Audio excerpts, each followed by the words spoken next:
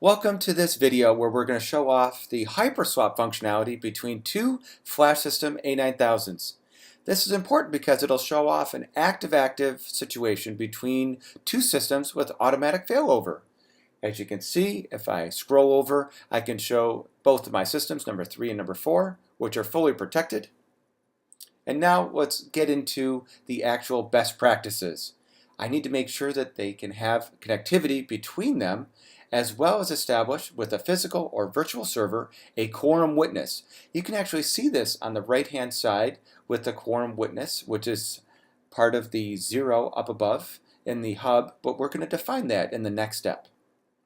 We should also make sure that each of the flash system becomes part of their own individual failure domain. And this is all part of best practices in the Red Book by the same name, the A9000 Hyperswap functionality. The first step is to define the quorum witness. So both systems are selected. As you can see, the hub shows those selection. I can see the storage, and here's the quorum witness. If I click on this, notice the dotted line showing that there's nothing there yet. I can put in the name. And now let me put in the IP address.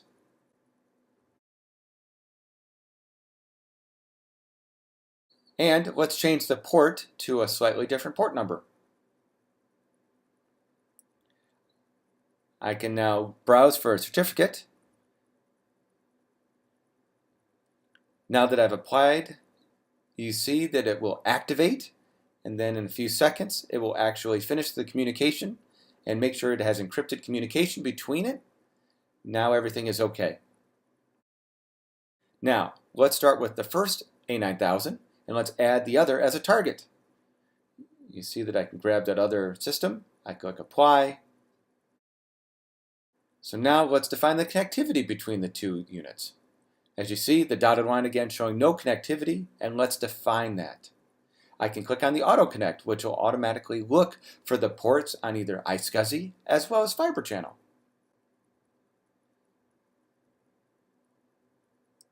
As you see, it's actually testing those ports, and it has successfully connected between those two units. And now I go back, and as you see, the system has a target defined as well as a quorum witness defined, and the same thing for the other system. Both of them are defined appropriately for the quorum witness and each other as a target. And now here are all the commands we just did. Notice that you can export any of these as a CSV or simply copy and paste into the XCLI. This will be useful later on if you want to manually change anything. Let's create some volumes that we can test out some of this new Hyperswap functionality. So let's start off with the 3 system. I'm going to go to my Actions menu. As you can see, I can create some volumes. In this case, let's just name this first one. I'll create 3 volumes. I'll find a pool. Now that I've selected a pool, I then click on Create. There's my new 3 volumes.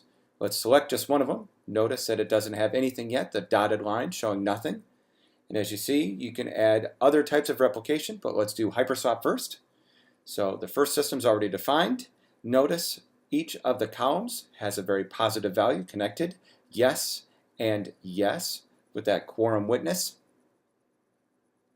So I've now selected that other system. I need to select a pool on the other system.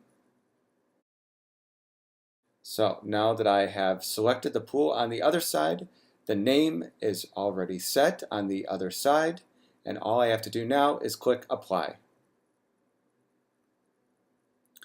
The HSM will go ahead and create that pair. As you can see, notice the display is updated. You see the automatic failover.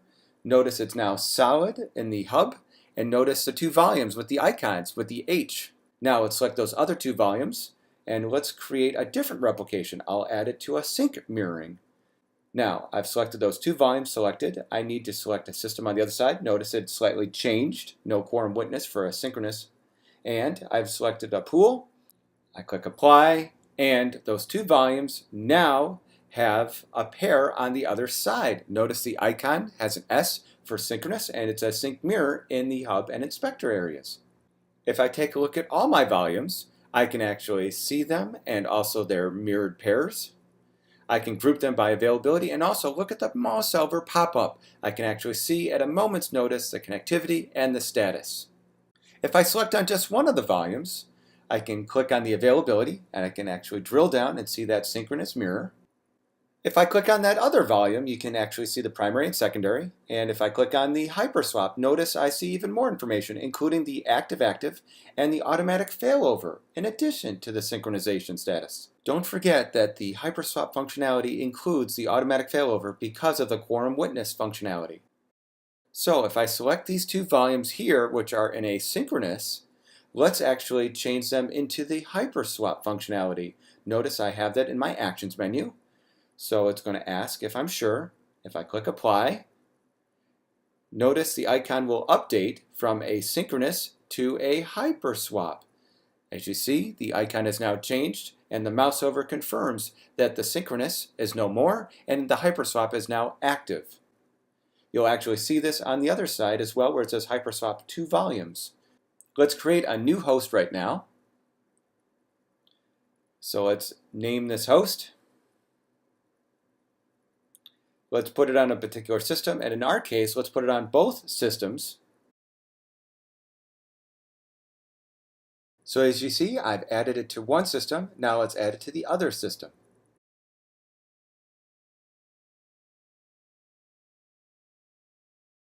Let's add a port. Of course, you can actually see what's used and unused, and I can also do type ahead, and it'll actually confirm for me whether or not it's used. When I click on Create, it'll automatically define that host. Notice the two systems are defined on the left-hand side.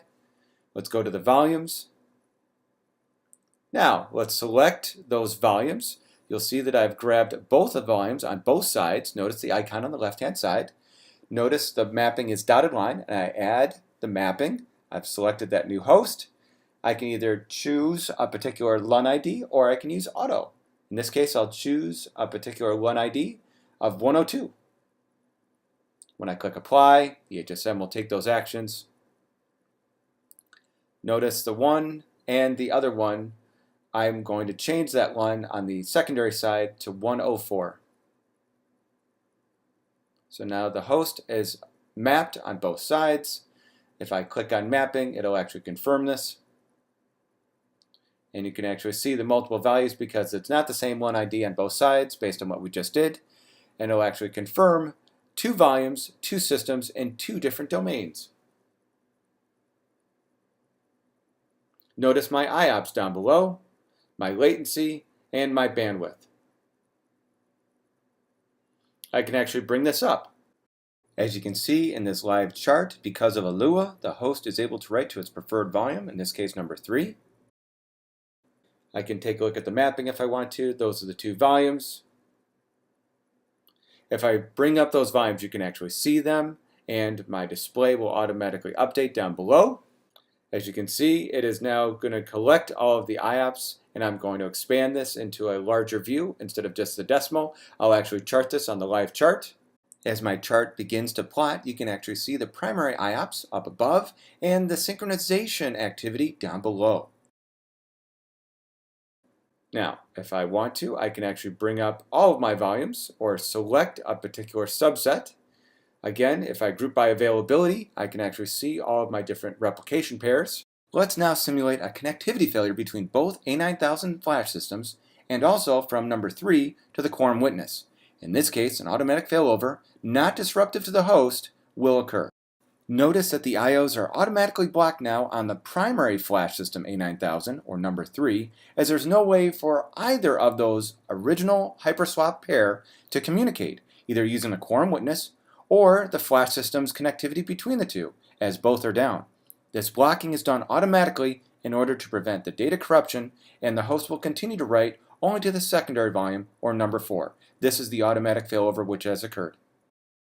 I can explore using the hub just to verify the connectivity issues. You can see that there is the target and there's that connectivity failure.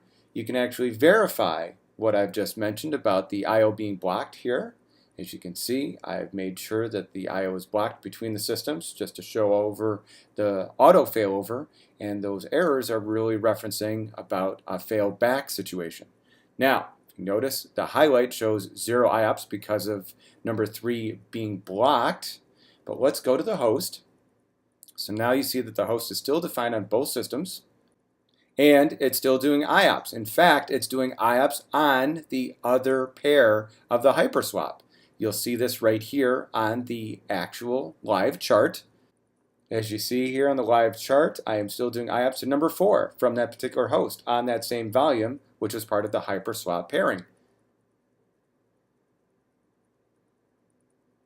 You can see those two volumes on this particular host.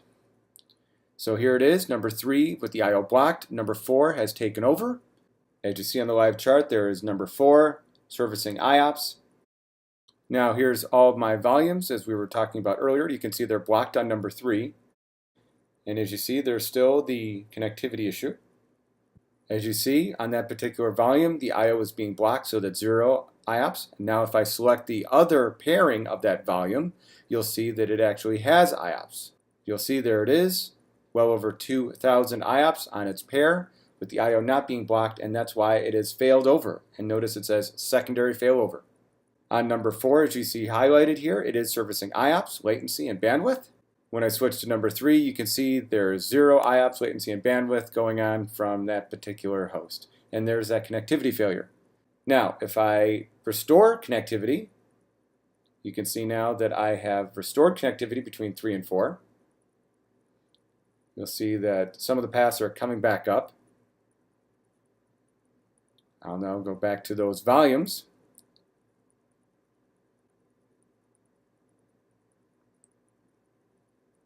So now, as you see, there is the connectivity and the witness, and we're still not back at our regular active yet because of the secondary situation.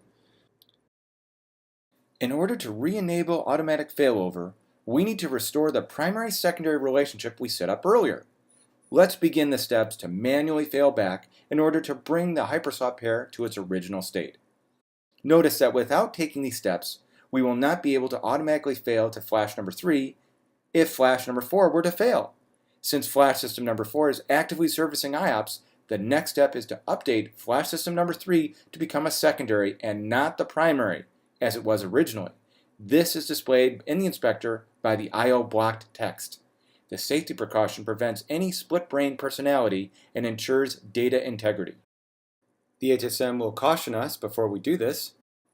And now we're making that primary into the secondary. I click apply. As you see, it takes the actions, and now it has become a secondary volume. So now that it's become a secondary, let's take the next steps by clicking on that hot link. I now activate and click apply. And as you can see, HSM will immediately start resynchronization. We're almost back to our original state. As you see, I do have some semblance of the active, the secondary and the primary, but I still need to do some more steps. Let's take them right now and verify it with our host. So here's our host, and as you can see on the live chart, it is actively writing non-disruptively to flash number 4. I can see the mappings. Yes, it's still mapped to number 3, but as you know that is still a secondary. And if I bring up the volumes again, here's those two volumes, and as you can see, if I group them, I can see the Hyperswap availability, not a problem, and by expanding out, I can actually see that number 4 is primary. Let's take the steps now so that number 3 becomes the primary as it was originally. I go into my Hyperswap functionality, I switch the roles. As you see, it says, "Are you sure?" And of course, I click apply. So now you saw that the screen has just updated on both the left and the right-hand side. 3 is now the primary, 4 has gone back to the secondary on this volume number 1. Now let's do the same manual switchover on our remaining 2 other volumes by selecting both and doing the same actions as we did earlier. I've selected both volumes. Let's go into our actions, and I go into my change role functionality. So now on these 2 IO block volumes, I'm going to make sure they're secondary. As you can see, both are number 3. I click apply. It completes the task, and now the display is updated, so it actually shows that number 4 has become the primary. We can verify that on each of the particular volumes, as you can see with the inspector over here. And now let's actually go to flash system number 4 itself. So now that we're there, let's actually change the replication. We're going to make it a Hyperswap. Formerly synchronous, now let's actually make them Hyperswap like our first pair. Now we've actually said, okay, great, HSM is updating the display as we speak. So there's our Hyperswap availability on all of our pairs of volumes that we created. Now one more thing to do, of course, is we need to switch from number 4 back to number 3 on our last remaining volumes. So we click apply, and now there we are. We have successfully failed over, manually failed back, and then manually switched back to the original state that we started this entire replication video with.